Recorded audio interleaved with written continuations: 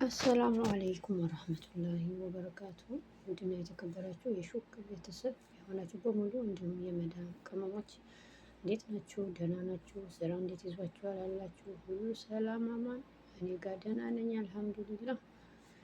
እስኪ አንዳንድ ነገር እናውራ ማለት ነው። ሀሳብ አስተያየት ኮሜንት ላይ ጻፉ ማለት ነው። የተሰማችሁን ማለት ዛሬ ስለ አንዲት ሴት ነው ማውራችሁ ያኔ አንድ ጊዜ በጣም ስኬታማ የሆነች ሴት ሚስጥሯን እንድታካፍለኝ ጠየኳት። ፈገግ ብላ እንዲህም አለች። እኔ ስኬታማ መሆን የጀመርኩት ትናንሽ ትግሎች ለትናንሽ ታጋዮች መተው ስጀምር ነው አለች። ሀሜተኛ የሆነብኝን መጠላት አቆምኩ። ትኩረት ለማግኘት መታገል አቁሜያለሁ። ሰዎች ስለ እኔ የሚጠብቁትን ነገር ለመሟላት መታገል አቁሜያለሁ። ሁሉንም ሰው ለማስደሰት መታገሌን አቁሜያለሁ። ስለ እኔ ትክክል እንዳልሆኑ ለማሳየት ትግሌን አቆምኩ። እንደዚህ አይነት ሞግቶች ሌላ ጠብ ስለሌላቸው ተውኩት። እናም ለራእዬ፣ ለህልሜ፣ ለሀሳቤና ለእጣ ፈንታዬ መታገል ጀመርኩ አለች። አንዳንድ ግጥሚያዎች ጊዜህን አይመጡም፣ የምታገልለትን ነገር በጥበብ መምረጥ ነው አለች ይባላል። በጣም ምርጥ ነገር ነው ማለት ተመችቶኛል። ለማንኛውም እስኪ እናንተም ሀሳብ አስተያየትም ጻፉልኝ ማለት ነው። ቀጣይ ደግሞ የሚሆንላችሁ ሀቅ ቢኖርህም እንኳን አዋጭ የጨዋታ ሜዳ ምረጥ ይላል። ሀቅ ቢኖርህም እንኳን አዋጭ የጨዋታ ሜዳ ምረጥ ይላል እና ናይጄሪያውያን ድንጋይ በእንቁላል ላይ ቢወድቅ ወይም እንቁላል በድንጋይ ላይ ቢወድቅ ምን ጊዜም ጉዳቱ የእንቁላሉ ነው የሚሉት ድንቅ አባባል አላቸው ማለት ነው። ያው ተጎጂው እንቁላሉ እንደሆነ ማለት ነው። እዚች ከላይም ሆነ ከታችም ሆነ ተጎጂው እንቁላሉ ነው ማለት ነው። በዚህ ዓለም ላይ ሁልጊዜ እውነት ብቻውን አያሸንፍም።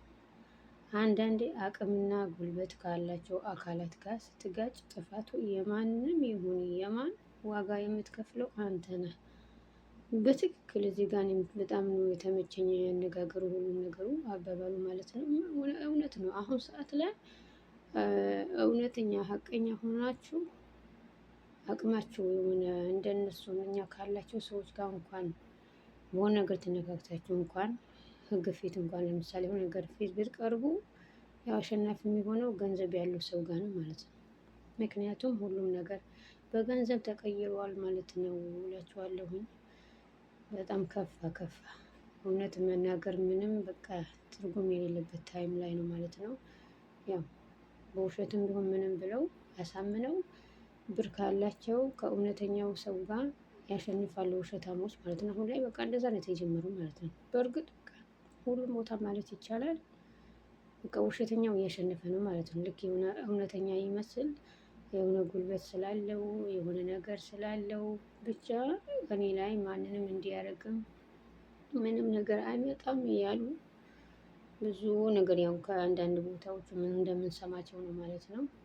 የሆነ አቅም ካላቸው ማንም ምንም አይመጣም ነገር ምናምን ነገር ማለት ነው። ያክታች ከነሱ በታች የሆነ ሰው እውነተኛ ሆኖ ከነሱ ቢከራከር እንኳን ምንም አባቱ እንደማያመጣ አይነት እንደዚህ አይነት ሁኔታ ላይ ነው ያለነው። አላህ ይጠብቀን ማለት ነው።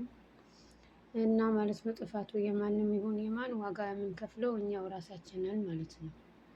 ያው አቅም ካላቸው ጋር ጉልበት ካላቸው ጋር እንኳን ልከራከር ብትሉ እናንተ አቅም ባይኖራችሁ ግን እውነተኛ ሆናችሁ የሚያሸንፉት ገንዘብ ያላቸው ናቸው ማለት ነው። እንግዲህ ያለ ከሀቀኞች ጋር ከእውነተኞች ጋር ያድርገን ማለት ነው። ስለዚህ በህይወትህ ውስጥ በምትገባባቸው ፍልሚያዎች ላይ ብልህ ሁን ይላል። ደካማ ሁን ለማለት ሳይሆን የትኛው ሜዳ ላይ መጫወት እንዳለብህ እወቅ ለማለት ነው። አዎ በየትኛው ሜዳ ላይ መጫወት እንዳለብን ማወቅ አለብን ማለት ነው። አሁን አንዳንዴ ባለፈው ስሰማ ሀቢባ ጋር የቤት ቁብ ነው ምናምን ብላ የጀመረችው ሰክሰስ ፕላስ ምናምን ነገር እንደው ግን እንዲህ አይነት ሴቶች ምን ነክቷቸው ነው? በአላህ እዛ ተበድረው ቤተሰብ መሬት ሽጦ ያላቸውን ከብቱ ምኑ ሽጦ ወደዚህ ይልካቸዋል። እነሱ እዚህ እቁብ እያሉ ጭራሽ አንዷ 200 ምናምን ሺህ ብር አንደኛዋ ደግሞ 550 ሺህ ብር ስትል ሰማኋት። ያ ሁላ ለቁብ ነው ምንድን ነው ብላ ቆርጣ መጨረሻ ላይ ያዙኝ ልቀቁኝ። ሴቶች ማን ነው ጥፋተኛው? እስኪ አሁን ራሳቸው ፈቅደው ለቆረጡት ነገር ከፍለው ያው እነሱም ይደርሰኛል በሚል ነው። ይደርሰኛል ብለውም ካሰቡ አንድ እጣ በቂ ነው። አንድ እጣው ደግሞ 2000 ብር ብላ ስትለፈልፍ ሰምቻታለሁ ማለት ስታወራ ሰማዋት ማለት ነው። በቃ ዝም ብሎ እንኳን ለሙከራ ያህል አንድ እጣ፣ እሱም ያው እንደማያገኙት እያወቁ መቁረጥ ነው ማለት ነው። እንደው ምን እንደዚህ አይነት ነገር በሚዲያ እንደዚህ አይነት ነገር እንዲህ ቤት ይደርሳቸዋል ብለው ዝም ብለው ሲያወሩ አይመቸኝም ማለት ነው።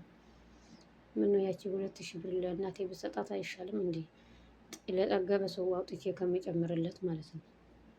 እና ጭራሽ 550 ሺህ ብር ከፍላ እዛው ሳክሰስ ፕላስ የሆነ ኳሊቲ ነው ምንድን ነው ብላ የምትለጥፈው ላይ እኔ ብዙም እንትን አልከታተላትም። ለዛ ነው 550 ሺህ እዛ ሰራተኞች በእሷ እንትን ውስጥ ባሉ ሰራተኞች ውስጥ አንዱን አናግራው ይሁን 550 ከፍላ እሪ ነበረ ማለት ነው። አሁን እሷ እሪ ያለች አለቀሰች፣ ራሷን አጠፋች፣ ፈረጠችም ቆረጠችም ከእነሱ ጋር መታገል አትችልም ማለት ነው። አርፋ ብትቀመጥ ይሻላል። ምክንያቱም እነሱ ገንዘብ ስላላቸው በገንዘባቸው ስለሚተማመኑ ምንም ነገር አታመጣም አያመጡም ብለው ነው ተማምነውበት ነው እንደዚህ አይነት ነገር ሰው እየሸወዱ ቤት እጣ ምናምን ነገር ይደርሳቸዋል ያሉ የራሳቸው ሰው አውቆ ቤት እንደደረሰው ማስታወቂያ እየሰሩ የመዳም ቅመሞችን ያታልላሉ ማለት ነው። ሁሉም እያልኩኝ አይደለም። ምናልባት አንዳንድ ትክክለኛ ሰዎች ሊኖሩ ይችላሉ እና አብዛኛው ግን ተበልቶ ቁጭ ያለ ህዝብ ነው ማለት ነው።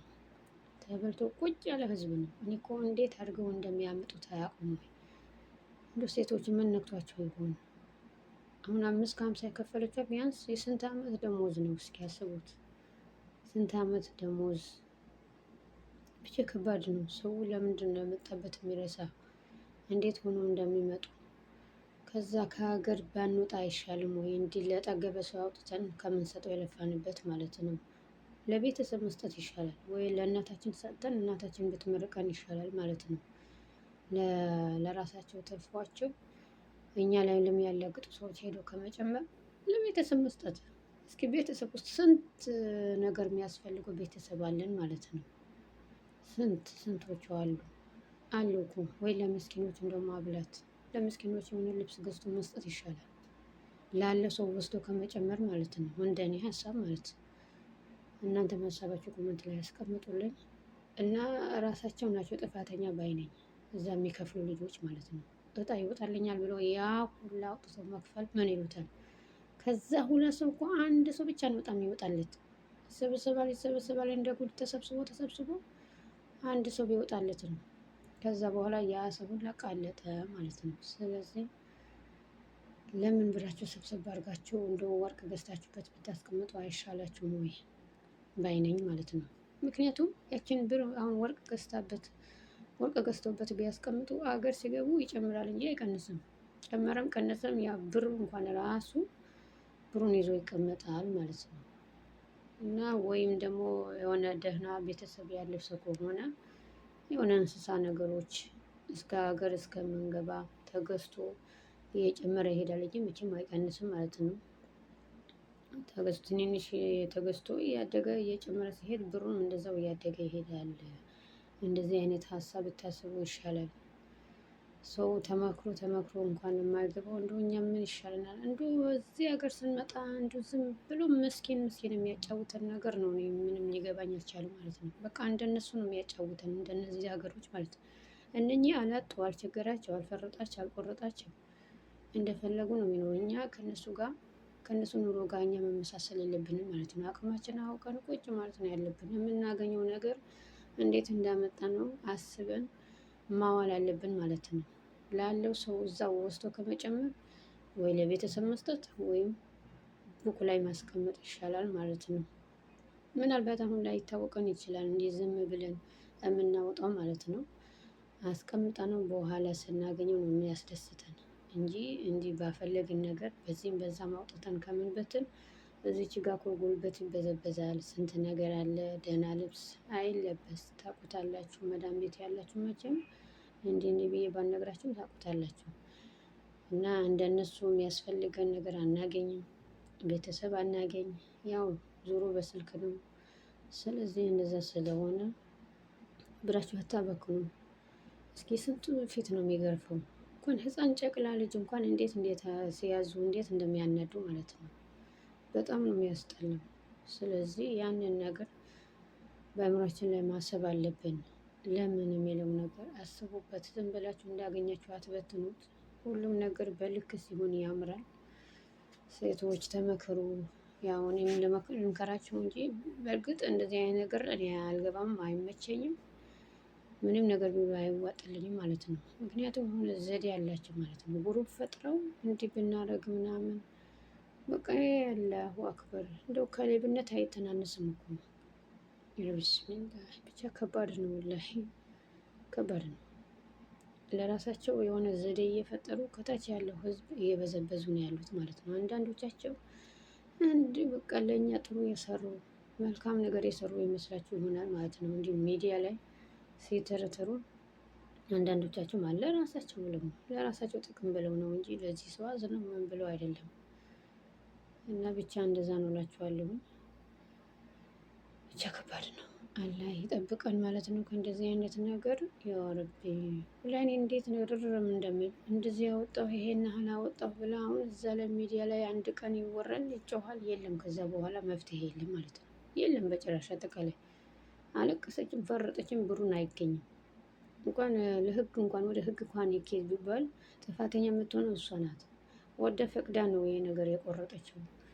አዎ ብላ ቤት ቁጥሯ ምኗም ሁሉም ነገሯን አሳውቃ አዎ ፈልጋለሁ ብላ እስከ ተስማማች ድረስ ያንንም እነሱን አይዛቸውም ማለት ነው። ወደሽ እስከ ገባሽበት ያው አርፎ መቀመጥ ነው። ብሩን እንደማይገኝ አውቁ መቀመጥ ነው እላቸዋለሁኝ። ሴቶች አንዳንድ ቦታ ደሞዝ በየወር አይሰጠንም። አሁን እንደውም እኔ በፊት እንደመጣሁ አካባቢ በየወር ይሰጡኝ ነበረ። ወሩ ጠብቆ ነበር የሚሰጠኝ።